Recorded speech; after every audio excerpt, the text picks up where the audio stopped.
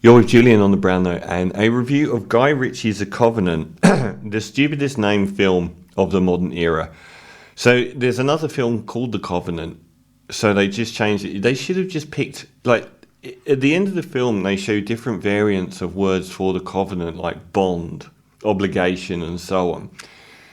They should have chosen one of those, and the main reason is, one, it looks really goofy to call it Guy Ritchie's The Covenant, and two, Guy Ritchie's got such an emblematic style, for better or worse, and I have been massively critical of him up until The Gentleman. But he's got such an emblematic style that this film doesn't feel like a Guy Ritchie film at all. So why put his name above the mark? You know, it just sort of, it reduces the potential impact of the film, which is a superb one. It stars Jake Gyllenhaal and Salim in Afghanistan. And it sort of alludes to the rapid American pullout of the American troops in Afghanistan, leaving a lot of their interpreters and people that supported them in the firing line of the Taliban. So you get Jake Gyllenhaal as the head of this military unit, and Dar Salim as his extremely borderline obnoxious interpreter who is connected with heroin smuggling in Afghanistan, but whose son was murdered by the Taliban, so who hates them more than he does.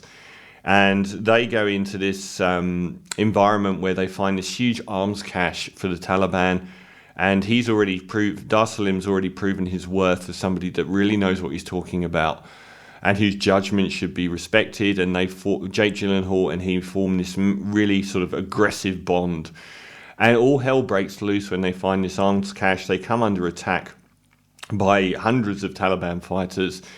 All of the squad, bar Jake Gyllenhaal and Dar Salim, are murdered. And what happens then is they have to get 100 miles across Afghanistan being pursued by the Taliban.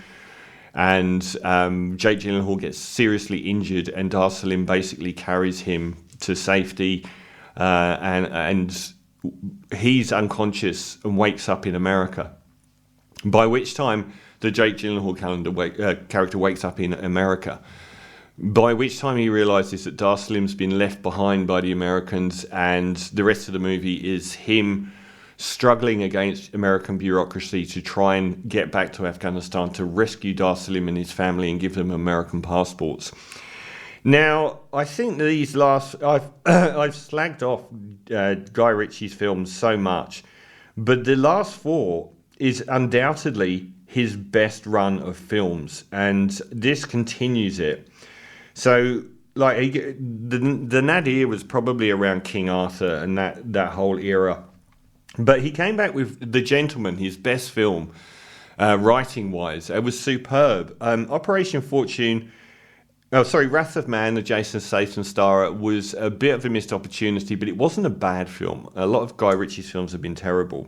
And now we've got back-to-back. Operation Fortune, Ruse de Guerre, another Jason Statham film, was half rubbish, but also had two brilliant performances in it that were gold every time they were on screen by Aubrey Plaza and Hugh Grant, which made it worth watching. But this is as good as The Gentleman. Everything that I would have expected Guy Ritchie to have got wrong, he gets right. The whole tone of this film doesn't suit Guy Ritchie.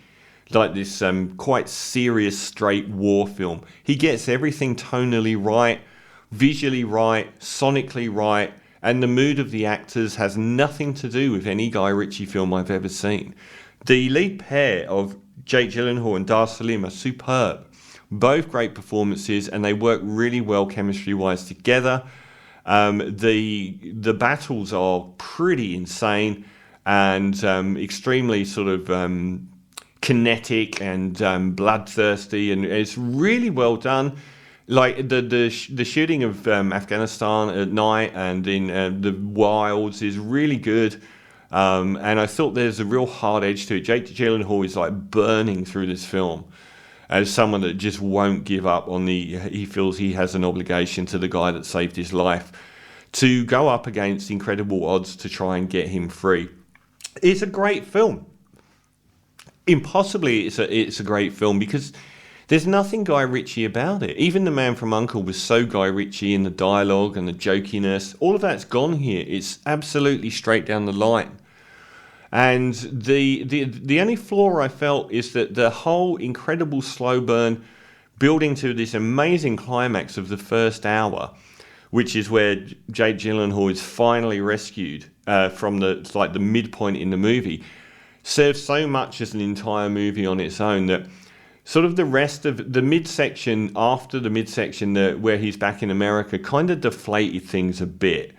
I kind of wish that we'd sort of kept the intensity a little bit more and we'd spent more time with the Salim character and not let the air go out of the tyres so much. And then it sort of ramps up in the last 20 minutes to this another furious sort of intense sort of climax, which is really well done and really good. And the Hercules in it at the end is magnificent. This amazing Hercules gunship, which we saw in White House Down at the start in an incredible sequence in that. But overall, the music, even the song it ends on is really good. I can't remember who did the last song, but it works so well. It's almost got this Pulp Fiction coolness to it. But all of this sort of over-the-top jokiness and swearing and everything is gone. It's done really straight-laced. It shows a completely different side to Guy Ritchie's filmmaking I would never have said that he was even capable of. So I'm going to say this is a high recommend for Guy Ritchie's A Covenant. I'm going to give it an 8.5 out of 10, the same score I gave The Gentleman.